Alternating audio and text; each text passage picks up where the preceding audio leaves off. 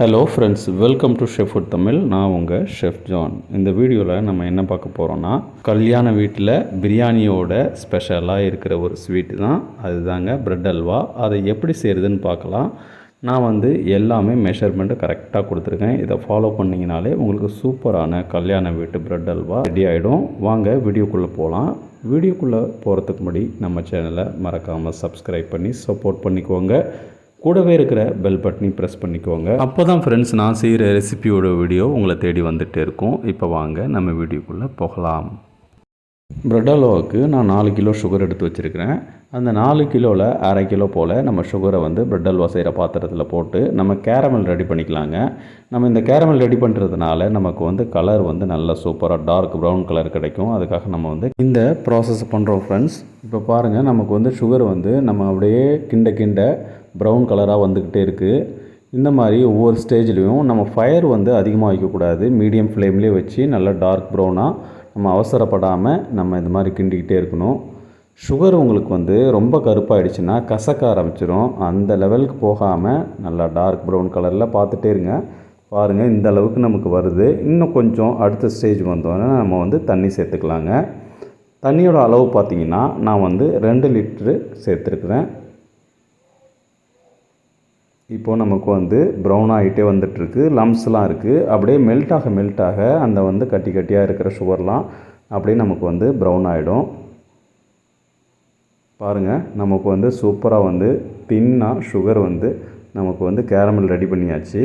இந்த சமயத்தில் நான் எடுத்து வச்சுருக்கிற 2 லிட்ரு நான் சேர்த்துக்கிறேன்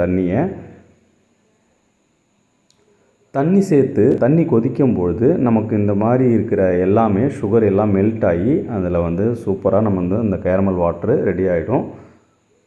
அதுக்கு அடுத்தது நம்ம வச்சுருக்கிற பேலன்ஸ் சுகர் இருக்குது பார்த்தீங்களா, அதை நம்ம ஆட் பண்ணிக்கலாம். இப்போ நமக்கு ரெடி ஆகிடுச்சு இந்த கேரமலு. இந்த வாட்ரு நமக்கு கொதித்து வரும்போது நம்ம போட்டுக்கிற சுகரு நமக்கு மெல்ட் ஆயிரும். இப்போ பார்த்தீங்கன்னா நமக்கு தண்ணி கொதி வர ஆரம்பிச்சிச்சு. இந்த கொதிக்கும் பொழுது நம்ம போட்ட சுகர் எல்லாமே மெல்ட் ஆகிடும். இந்த பிரெட் அல்வா செய்கிறதுக்கு முன்னாடியே 14 பாக்கெட்டு ப்ரெட் எடுத்துக்கிட்டேங்க. மில்க் ப்ரெட் தான் நான் வாங்கியிருந்தேன். மில்க் ப்ரெட் எடுத்துக்கிட்டேன். அதில் மில்க் ப்ரெட்டை 3 லிட்டர் ஆயிலில் நல்லா டீப் ஃப்ரை பண்ணி வச்சுருந்தேன். அதை தான் இப்போ நான் ஆட் பண்ணுறேன். அதோட எட்ஜஸ்லாம் கட் பண்ணிவிட்டு 4ஆக கட் பண்ணி நல்லா டீப் ஃபேட் ஃப்ரை பண்ணி வச்சுருக்கேன் ஆயிலில். ஒரு ஈவனாக ஃப்ரை பண்ணிக்கணுங்க. அப்போ தான் நமக்கு நல்ல டெக்ஸ்சரும் நல்ல கலரும் கிடைக்கும், நல்ல டேஸ்ட்டும் கிடைக்கும் உங்களுக்கு. இந்தளவுக்கு அந்த கேரமல் வாட்டரில் நம்ம நல்லா மிக்ஸ் பண்ணி விடணுங்க. அதோட வாட்டர் நல்லா ஃபுல்லாக அப்சர்வ் பண்ணி அந்த அல்வா லெவலுக்கு அது வரும்.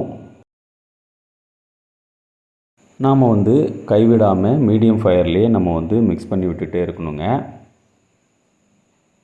அந்த கேரமல் வாட்டரில் ஃபுல்லாக அந்த ப்ரெட்டெல்லாம் அப்சர்வ் ஆகி நல்லா உங்களுக்கு உடஞ்சிரும். அந்த ப்ரெட்டெல்லாம் பார்த்திங்கனாலே தெரியும் உங்களுக்கு எப்படி அந்த டெக்ஸ்சர் ஒவ்வொரு ஸ்டேஜ்லேயும் மாறிக்கிட்டே வருதுன்ட்டு. பாருங்கள், ஆல்மோஸ்ட் நமக்கு ரெடியாக போகுது. இந்த மாதிரி நல்லா உடச்சி விட்டுக்கணும். ஃபயர் நமக்கு மீடியம் ஃபயரில் வச்சுக்கோங்க. இந்த சமயத்தில் நான் 1 லிட்ரு ஹாட் வாட்டர் ஊற்றிக்கிறேன். ஏன் நான் முன்னாடியே ஊற்றலைன்னா, நம்ம நிறைய வாட்டர் போட்டு அந்த ப்ரெட்டை கிண்டணுன்னா அவ்வளோ சீக்கிரத்தில் உடையாது. அந்த லெவலும் அந்த சுகர் சிரப்போட லெவலும் அந்த ப்ரெட்டோட லெவலும் ஈவனாக இருந்துச்சுன்னா நம்ம உடச்சி விடுறதுக்கு ஈஸியாக இருக்கும். பாருங்கள், நமக்கு மோஸ்ட் ரெடி ஆகிடுச்சு. கலர் பார்த்திங்கனாலே தெரியும், அவ்வளோ அருமையாக வந்திருக்கு கலரு. அதோட டெக்ஸ்சரும் வந்துகிட்டே இருக்குது. இப்போ நான் 1 லிட்டர் பாலை, காய்ச்சின பால் நான் இதில் ஆட் பண்ணிக்கிறேன். டேஸ்ட்டுக்காக ஊற்றி நல்லா மிக்ஸ் பண்ணி விட்டுருணுங்க. அந்த க்ரீமி டெக்ஸ்சரில் வரும். அதுக்காக நான் டேஸ்ட்டுக்காகவும் அந்த டெக்ஸ்சருக்காகவும் மில்க் சேர்த்துக்கிறேன்.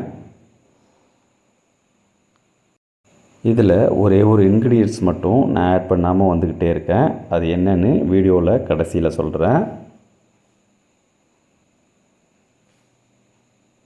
பாருங்கள், நம்ம அடுத்த ஸ்டேஜுக்கு வந்துருச்சு அல்வா. பார்த்திங்கனாலே தெரியும் உங்களுக்கு டார்க் ப்ரௌன் கலரில் சூப்பராக வந்துருச்சு. இந்த சமயத்தில் நான் கேஷ்யூ நட்டை நெய்யில் ஃப்ரை பண்ணி அந்த நெய்யும் அந்த கேஷ்யூ நட்டும் சேர்த்தே ஊற்றிடுறேன். ஊற்றிட்டு நல்லா மிக்ஸ் பண்ணி விட்டுறலாங்க.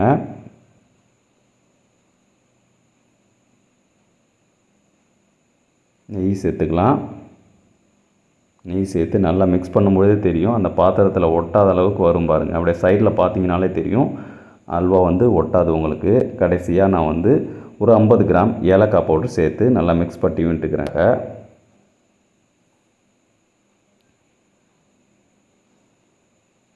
இப்போது கடைசியாக ஒரு இன்க்ரீடியன்ட் சேர்க்க போகிறோங்க. அதுதாங்க ப்ளைன் கோவா.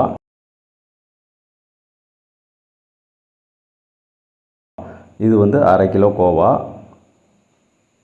இந்த 1/2 கிலோ கோவாவை நான் ஏன் கடைசியில் சேர்க்குறேன்னா, ஃபஸ்ட்டே சேர்த்தோம்னா அது ஃபுல்லாக மெல்ட் ஆகிடும்.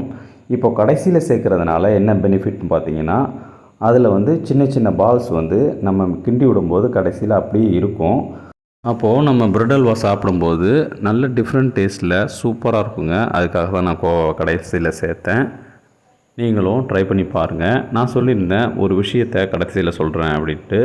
இதில் நான் ஆயில் சேர்க்கவே இல்லை. ஃப்ரை பண்ணுறதுக்கு மட்டும்தான் ஆயில் யூஸ் பண்ணிக்கிட்டோம்.